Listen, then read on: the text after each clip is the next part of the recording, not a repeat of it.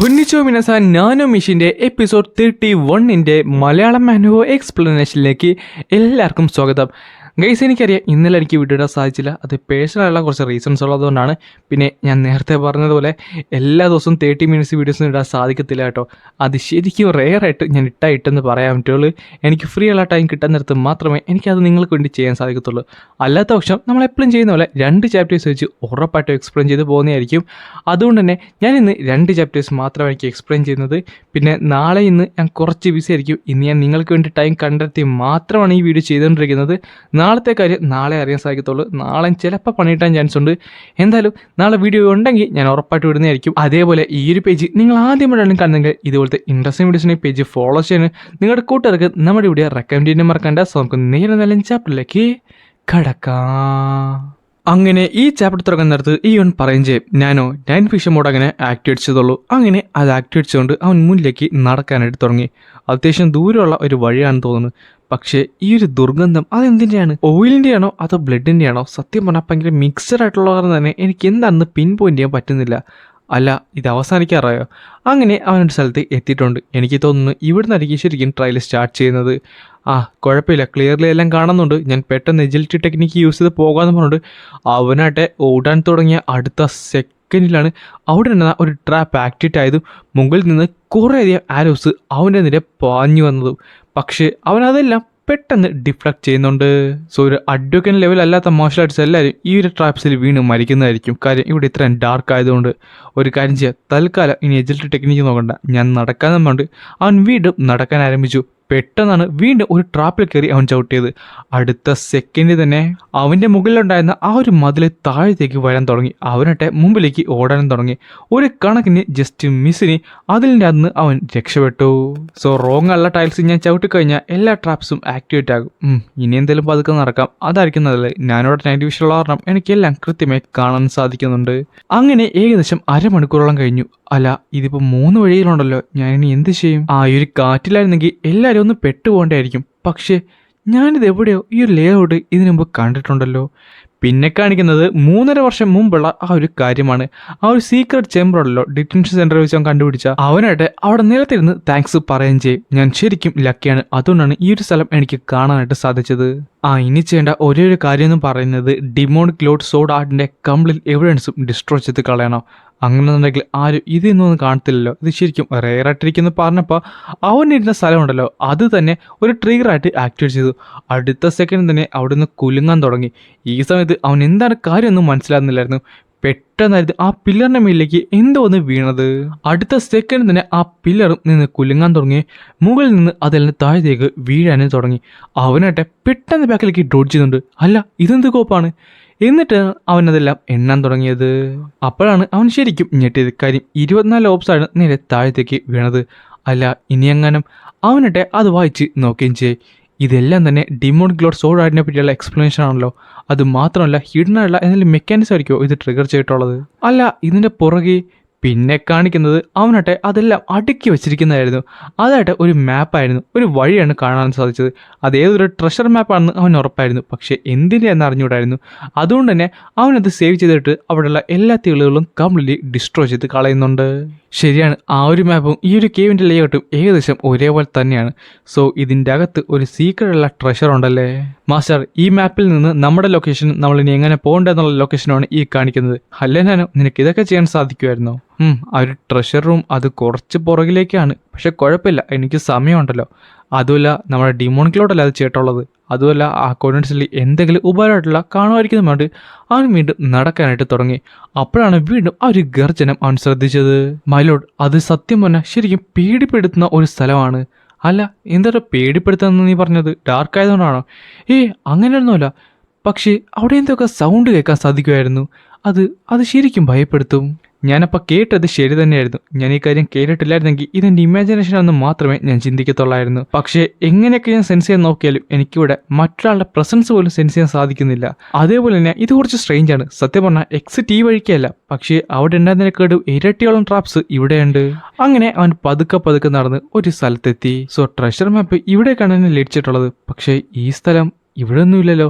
പെട്ടെന്നാണ് അവനത് ശ്രദ്ധിച്ചത്. അല്ല, ഒരു നിമിഷം പറഞ്ഞ് അവൻ നേരെ ബാക്കിലേക്ക് നടന്നു. അപ്പോഴാണ് ആ ഒരു വലിയൊരു ഹാൻഡ് റൈറ്റിംഗ് കണ്ടത്. അതായിട്ട് ഒരു സീലായിരുന്നു. ആൻഡ് അത് മാത്രമല്ല, ആ ഒരു ഹാൻഡ് റൈറ്റിംഗ് എന്ന് പറയുന്നത് അവരുടെ ഡിമോണിക് ലോഡിൻ്റെതാണ്. പെട്ടെന്ന് ആ ഒരു ഗർജന അവൻ വീണ്ടും കേട്ടു. അല്ല, ആ ഒരു ന്യൂസ് ഇതിൻ്റെ പുറകെ എന്തെങ്കിലും സീൽ ചെയ്ത് വെച്ചിട്ടുണ്ടോ?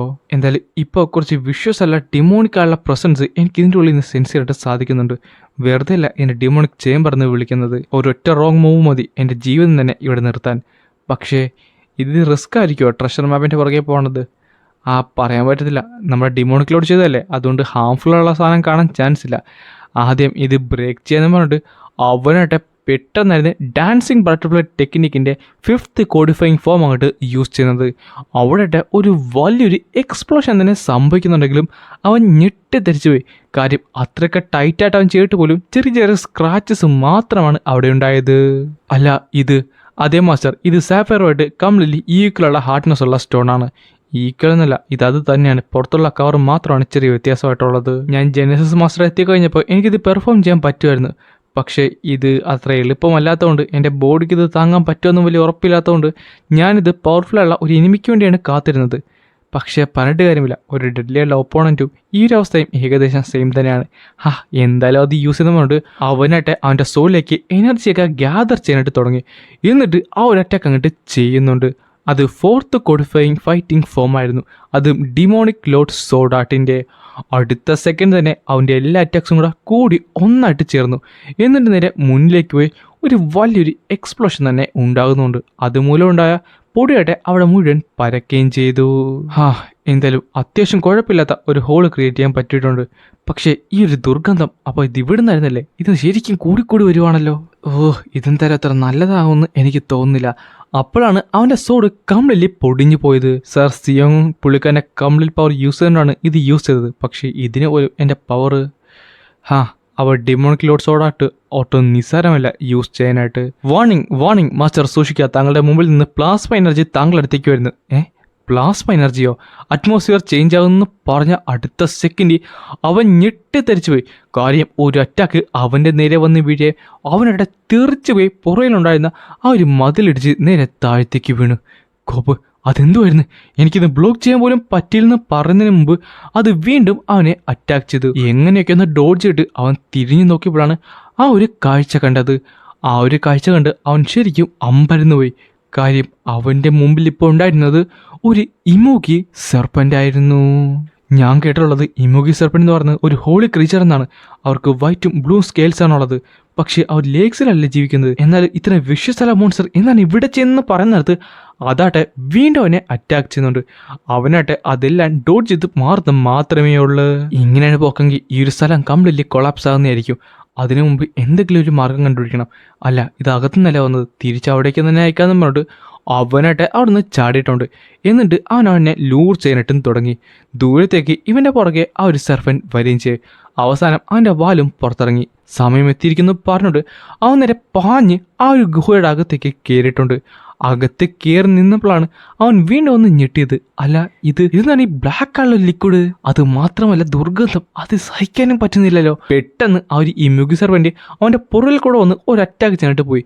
അവനായിട്ട് ഡോഡ്ജ് ചെയ്യാൻ നോക്കുന്നുണ്ടെങ്കിലും അത് എളുപ്പമല്ലായിരുന്നു. കാര്യം പുറത്തുണ്ടായിരുന്ന ആ ഒരു ലിക്വിഡ് അവനെ കംപ്ലീറ്റ്ലി പിടിച്ചു കെട്ടി. അവനായിട്ട് ബാക്കിലേക്ക് ഡോഡ്ജ് ചെയ്യാനും നോക്കി. ഈ ഒരു ലിക്വിഡ് കാരണം എനിക്ക് എൻ്റെ എജിലിറ്റി ടെക്നിക്ക് കംപ്ലീറ്റ്ലി യൂസ് ചെയ്യാൻ പറ്റില്ലെന്ന് പറഞ്ഞിട്ട് അവനായിട്ട് ഒരു കൗണ്ടർ അറ്റാക്ക് ചെയ്യുന്നുണ്ട്. പക്ഷേ അവന് പോലും അവൻ്റെ കണ്ണുകളെ വിശ്വസിക്കാൻ സാധിച്ചിരുന്നില്ല. കാര്യം ആ ഒരു മോൺസ്റ്റർ വീണ്ടും അവനെ അറ്റാക്ക് ചെയ്തു. എനിക്ക് വിശ്വസിക്കാൻ പറ്റുന്നില്ല. ഡിമോണിക് ലോഡ് സോഡാൻ്റെ 4th ഫോമാണ് ഞാൻ ഇവിടെ യൂസ് ചെയ്തത്. എന്നിട്ട് അവൻ്റെ ശരീരത്തിൽ ഒരു സ്ക്രാച്ച് പോലും ഇല്ല. ഞാനിതോ ഹാർഡായുള്ള ഒരു മെറ്റലായിട്ട് ഫൈറ്റ് ചെയ്യുന്ന പോലെയാണ് എനിക്ക് തോന്നുന്നത്. ഇവൻ്റെ ബോഡി അപ്പോൾ സാഫയർ സോണിനെക്കാട്ടും കട്ടിയുണ്ടോ? അല്ല, ആ വെള്ളം എന്താണ് അനങ്ങാത്തത്? ഇവൻ അതിനകത്ത് കിടന്നിട്ട് പോലും ആ വെള്ളം അനങ്ങുന്നില്ലല്ലോ. ശരിയാണ്, ഒന്ന് ആലോചിച്ച് കഴിഞ്ഞാൽ ഇത്ര ആഴമുള്ളൊരു സ്ഥലത്ത് ഈ മോൺസ്റ്റർ എങ്ങനെയാണ് ഇത്ര നാൾ ജീവിച്ചത് തന്നെ? ഞാനോ അജുമിൻ്റെ റിയാലിറ്റി മോഡ് ഓണാക്കിക്കോളൂ. അണ്ടർസ്റ്റുഡ് മാസ്റ്റർ, താങ്കളുടെ മുമ്പിലേക്ക് ഒരു സ്ട്രോങ് ആയുള്ള ഡാർക്ക് പ്ലാസ്മ എനർജി നന്നായിട്ട് തന്നെ കൂടുന്നുണ്ട്. പ്ലാസ്മ എനർജിയോ? അതെ, അത് അയനൈസ്ഡ് അല്ല ഇലക്ട്രോൺസ് ഒക്കെ പുറത്ത് വിടുന്നതുകൊണ്ടാണ് അറ്റ്മോസ്ഫിയറിൽ ഇത്ര വലിയ ചേഞ്ചസ് ഇവിടെ ഉണ്ടാകുന്നത്. ഈ ഫിനോമിന സത്യം പറഞ്ഞാൽ സയൻസ് കൊണ്ട് പ്രൂവ് ചെയ്യാൻ പറ്റുന്നല്ല. ഇത് ശരിക്കും നേച്ചറിൻ്റെ ഒരു സ്പിരിച്വൽ ഫോം തന്നെയാണ്. സ്പിരിച്വൽ ഫിനോമിനയാ. പെട്ടെന്ന് ആ ഒരു സർഫന്റ് ഇവനെ അറ്റാക്ക് ചെയ്യേണ്ടി വന്നു. മാസ്റ്റർ തങ്ങളുടെ മുമ്പിലുള്ള അറ്റ്മോസ്ഫിയർ ശരിക്കും ചേഞ്ച് ആകുന്നു. അടുത്ത സെക്കൻഡ് തന്നെ അവൻ അത് ഡോട്ട് ചെയ്യുന്നുണ്ട്. അല്ല, എനിക്ക് തോന്നിയായിരുന്നു. അത്രയും വലിയ അറ്റാക്ക് ചെയ്തിട്ട് പോലും അവിടെ നിന്ന് ഒരു തുള്ളി വെള്ളം പോലും അനങ്ങി ഞാൻ കണ്ടില്ല. മാസ്റ്റർ, അനലിസിസ് കംപ്ലീറ്റ് ആയിട്ടുണ്ട്. താങ്കളുടെ മുമ്പിൽ ഏകദേശം 24 ഷെയ്ഡ്സ് ഉള്ള അയണാണ് ഫ്ലോട്ട് ചെയ്തുകൊണ്ടിരിക്കുന്നത്. അതാണ് ഈ ഡാർക്ക് ആയുള്ള പ്ലാസ്മ എനർജി എമിറ്റ് ചെയ്യുന്നത്. അയൺസോ? അല്ല, നീ എന്തിനെ പറ്റിയാണ് ഈ പറയുന്നത്? ആ ടൈമേ വീണ്ടും അതിനെ അറ്റാക്ക് ചെയ്യാനായിട്ട് വരും. അവനട്ടെ ഡോച്ചിട്ട് പറയും ചെയ്യും, ഞാനോ അത് കംപ്ലീറ്റ്ലി പിൻ പോയിന്റ് ചെയ്യും. അടുത്ത സെക്കൻഡിൽ ഞാനോ അത് പിൻ പോയിന്റ് ചെയ്യുന്നുണ്ട്. ആ ഒരു ഇമോഗി സർവിന്റെ തലയിലായിരുന്നു അതെല്ലാം ഉണ്ടായിരുന്നത്. അല്ല, ഇതെനിക്ക് വിശ്വസിക്കാൻ സാധിക്കുന്നില്ല. അതിരിക്കുന്നത് തന്നെ ദി ഡിമോണിക് ലോഡ് സോഡാട്ടിന്റെ ബേസിക് ഉള്ള ഫോമിന്റെ രീതിയിലാണെന്ന് പറയുന്നിടത്ത് അതായിട്ട് ഒരു വലിയ റോർ അങ്ങോട്ട് ചെയ്യാനായിട്ട് വരും. ആ ടൈമിൽ തന്നെ ഇവൻ പറയുകയും ചെയ്യും, 3 വർഷത്തോളം നിന്ന് ഡിമോണിക് ലോഡ് സോഡായിട്ട് പഠിച്ചത് നിസാരമായിട്ട് ഇവിടെ കളിക്കാനല്ലല്ല. എന്തായാലും എൻ്റെ എനർജീനെ എനിക്ക് വിശ്വാസമുണ്ട്. ഈ ഒരു പോയിന്റ്, ആ ഒരു ടെക്നിക്ക് ഞാൻ യൂസ് ചെയ്യുന്ന പറഞ്ഞിട്ട് അവർ തമ്മിൽ ഹെഡ് ടു ഹെഡ് ആയിട്ട് ഫൈറ്റ് ചെയ്യാൻ പോകുന്ന കാണിച്ചുകൊണ്ടാണ് ഈ ഒരു ചാപ്റ്റർ ഇവിടെ അവസാനിക്കുന്നത്.